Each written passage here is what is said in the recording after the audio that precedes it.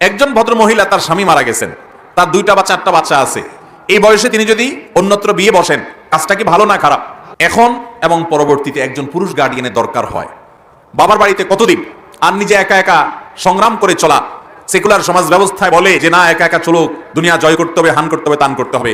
ভাইরে, যারা ভুক্তভোগী তারা জানে যে এই সমস্ত বস্তা পচা সস্তা স্লোগান এবং এই সমস্ত বস্তা পচা সস্তা নীতি কথা, যেগুলো তথাকথিত নীতি কথা যেগুলো শোনানো হয়, এগুলো কখনো বাস্তব না, এগুলো অবাস্তব। আল্লাহ তাআলা নারী পুরুষকে যে সৃষ্টি করেছেন, নারী পুরুষের দৈহিক কাঠামোর দিকে তাকালে আপনি বুঝতে পারবেন যে এখানে একজনকে অন্যজনের পরিপূরক রেখেছেন। এখানে পৃথক থেকে, তথাকথিত স্বাধীনতার নামে আলাদা থেকে জীবনযাপন করা, এটা কখনো সুখকর হয়।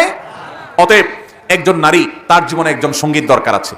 তিনি যদি তার ছেলে মেয়েকে নিয়ে অন্যত্র বিয়ে বসেন, তার স্বামী মারা গেছে কিংবা ডিভোর্স হয়ে গেছে, তিনি ভালো কাজ করেছেন। এই ভদ্রমহিলা তার চরিত্র হেফাজতের জন্য, জিনা থেকে বাঁচবার জন্য, সামাজিক নিরাপত্তার জন্য, সার্বিক প্রয়োজনে তিনি যদি বিবাহ বন্ধনে আবদ্ধ হন, তাহলে সমাজের প্রতিটা মানুষ তাকে স্যালিউট জানানো উচিত।